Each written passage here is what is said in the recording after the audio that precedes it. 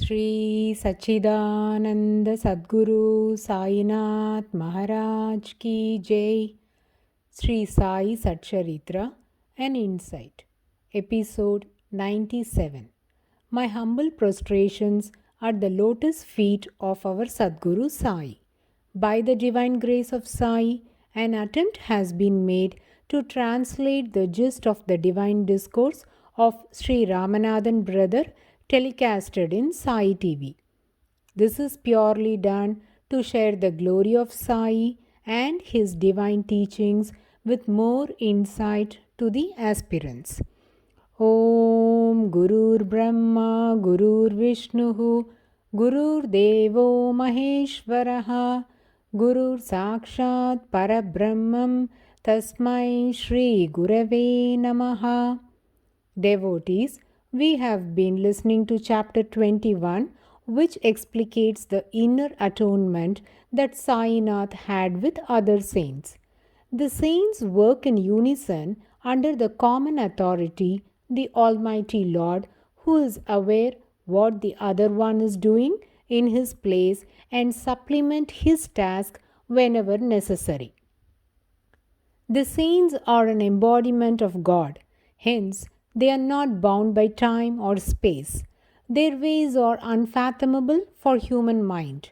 They have no limitations, and their sermons and attributes go beyond simple classification. The saints chose the place of their liking and appear in human form to fulfill the divine will. But they are not different from one another and are united inwardly. Hemat Panji expounds the above truth using an analogy.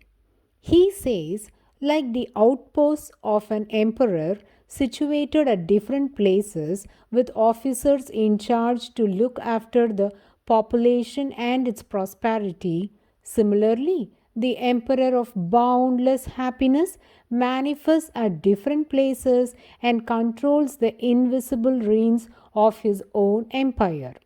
So, the saints are the representatives of the Lord, situated at various places and carry on their mission while the world is unaware of it, and ultimately they are only one.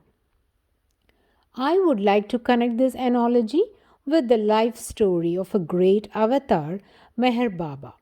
Meher Baba was named as Merwan Sharir Irani. His parents were Persian and they were settled in Pune. When he was 19, he encountered a perfect master known as Hazrat Baba Jan. From the moment he met Baba Jan, Merwan's life changed completely. He began to know his identity as being one with God and was in superconscious state. Merwan was then led to contact 4 other perfect masters, each of whom played a significant role in the process of unveiling. In that state, he was drawn to Shirdi, and when he had his first darshan with Baba, Baba was walking in procession and cried out loudly, Parvardigar, and pointed in the direction of Upasani Maharaj. When Meher Baba went near Upasani Maharaj, he at once picked up a stone and hit Meher Baba on the forehead, and instantaneously he regained his normal consciousness. Story of Meher Baba is a story of love. There are many who speak of divine love. Meher Baba lived it. His life was filled with love, purity, and service that it will stand for all time as the divinely human example of life as it should be lived. Meher Baba and his disciples tirelessly served the poor, the sick, the outcasts, and the mentally disturbed. Thus, his early disciples called him Meher Baba, which means compassionate father. Meher Baba's teachings are divided into 2 main categories: his metaphysics on the nature of the soul and the universe, and practical advice for the spiritual aspirant. The two are interrelated. His metaphysics is mostly found in the principal book on the subject, God Speaks, and his elucidations on the practical spiritual life are mostly contained in discourses. In the year 1925, Meher Baba began his silence.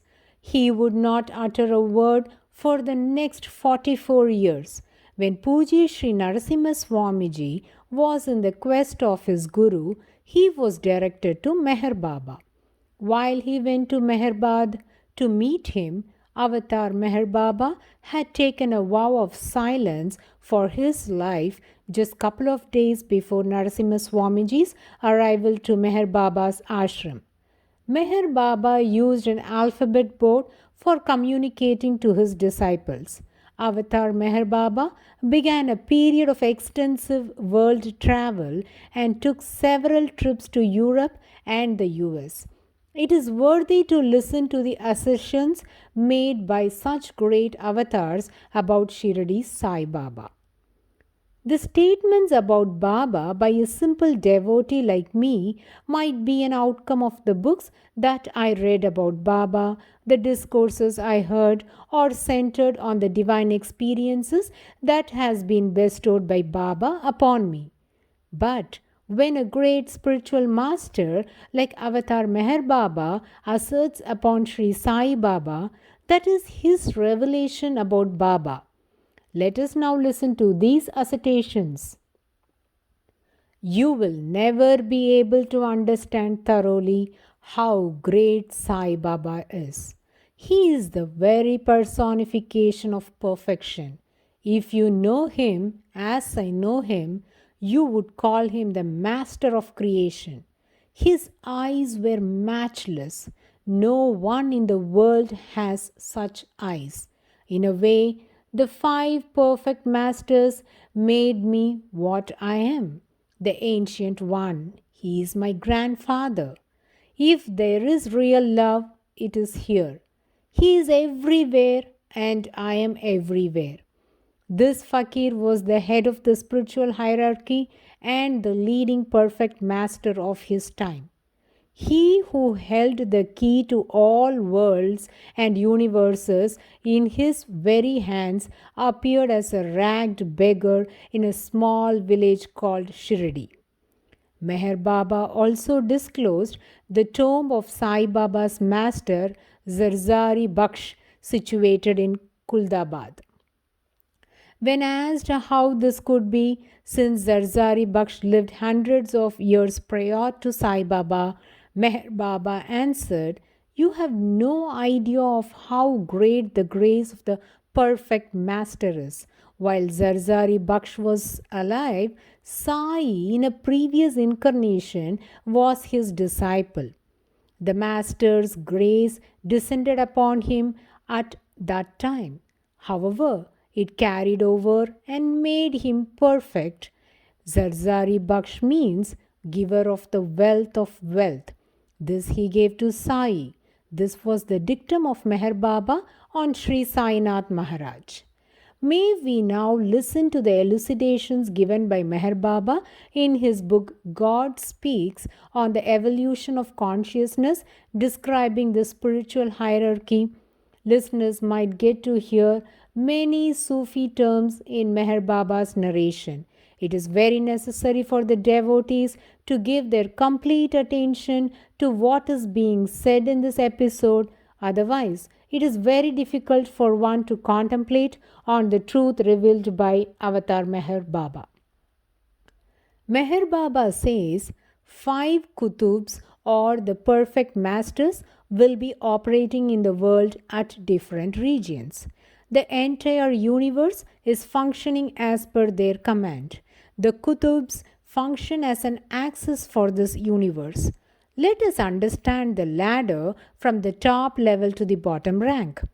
Kutub is at the top rank, and below every kutub there will be 3 nukabas, and under each nukaba there will be 4 avdat. Below every avdat there will be 7 abrars. Under every abrar there will be 40 abdals. Under every abdal there will be 300 akir. Avatar Meher Baba has illuminated the mankind by exposing the secrets in the spiritual hierarchy based on evolution of consciousness. Now, devotees, here comes the greatest secrets of all. There is a head of all these kutubs, and that is the highest rank in the ladder known as Kutub-e-Irshad. And there will be only one Kutub-e-Irshad for all the worlds and the universes, and that Kutub-e-Irshad is none other than our Supreme Master, Lord Sri Sainath Maharaj. The upper ranks of the spiritual hierarchy show the one with greater powers, and the lower ranks will be having lesser powers comparatively. The chief of this hierarchy has the superior powers to lead all the universes, and he is known as Kutub-e-Irshad in Sufism, and that position is held by our Shirdi Sri Sai Baba, says Avatar Meher Baba. Isn't this incredible? Few might argue that these elucidations of Avatar Meher Baba can be his own interpretations. To those, I would like to recall the pronouncements of Sri Sainath Maharaj. Even a leaf will not move without my consent, which affirms that Baba is the omniscient, omnipotent, all-pervasive, supreme Parabrahman. I urge all the Sai devotees to procure the most sacred book compiled by Pujya Sri Narasimha Swamiji titled Baba's Charters and Sayings, which is a collection of the golden verses professed by Baba. This book was published by All India Sai Samaj. Mylapore was founded by Pujya Sri Narasimha Swamiji with the object of spreading Sai Baba's mission, miracles and messages amongst the people. This book is sold at a very reasonable price to enable all the Sai devotees to avail it. Swamiji has very skillfully compiled this book. Sayings of Baba has been grouped based on various subjects. All the books compiled and authored by Pujya Sri Narasimha Swamiji can be regarded as mother of Sai literatures. Hence, these divine books must be procured and read by all. The Sai devotees at least once in their lifetime and are real treasures of Sai Bhaktas. The 91st sayings of Sai Baba's Charters and Sayings under the heading Baba's Functions goes thus. God has agents everywhere. They have vast powers. I have very great powers. The same has been decreed by Lord Sri Krishna in Bhagavad Gita as saints are my forms. So, these affirmations are confirming the elucidations given by Meher Baba on the spiritual hierarchy in the book God Speaks, and it validates that all the worlds and universes are functioning as ordained by saints. The saints operate at various levels and their potency depends upon the level they are placed in. Avatar Meher Baba has evidently stated that Sri Sainath Maharaj is the perfect master at the highest level in the spiritual ladder with supreme powers, and this is corroborated by Sai through Baba's charters and sayings, which is considered as a manifestation of the Supreme Spirit in words. In this chapter, Hemat Panji has narrated few Leelas which explicates the connection Sri Sainath Maharaj had with other saints, and all the above explanations are endorsing the same subject. Let us now listen to the Leela related to Vinayak Harishchandra Thakur. Thakur belonged to the Bandari caste, a gentleman holding a Bachelor of Arts degree and had the privilege of an education in English. He became the clerk in the government office. Then, after some time, he had to go to the guts and learn the surveyor's work and live amongst them to measure lands and pass departmental exams. So, he, along with a group of surveyors, had camped in a town called Vadgaon near Belgaum. Let us now heed to the most enthralling Leela that brought Vinayak Thakur for Baba's darshan. This Vinayak Thakur worked hard as a clerk and then he climbed up to the position of a Mamlatdar step by step. Those days, they had to spend a lot of money on education, and after studying very hard, one was able to acquire these high posts.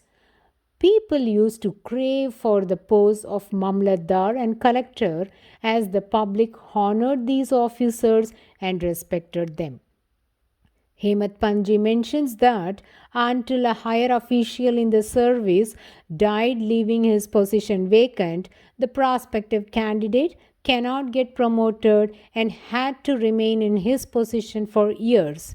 Though this sounds ironical, this is the fact because similar situation was faced by Hemat Panji in his career too. He got transferred to Bandra on promotion only when his superior, who was serving in Bandra, died.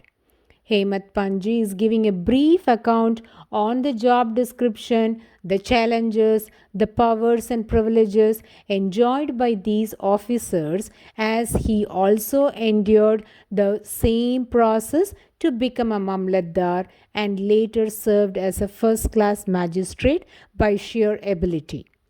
These are very competitive posts as these officers also had powers to function as subjudicial magistrate. Hemat Panji, out of his own experiences, shares such thoughts about these government positions. He says these posts look very attractive like mountains from a distance, but if you go nearer to them, they are found surrounded by trees which give an itch. But at the same time, these posts command prestige. It is very interesting to know how Vinayak Thakur had darshan of a saint and how that led him to Baba's darshan, and we shall listen to those fascinating Leelas in the coming episode. Bow to Sri Sai, peace be to all. Om Sai Ram.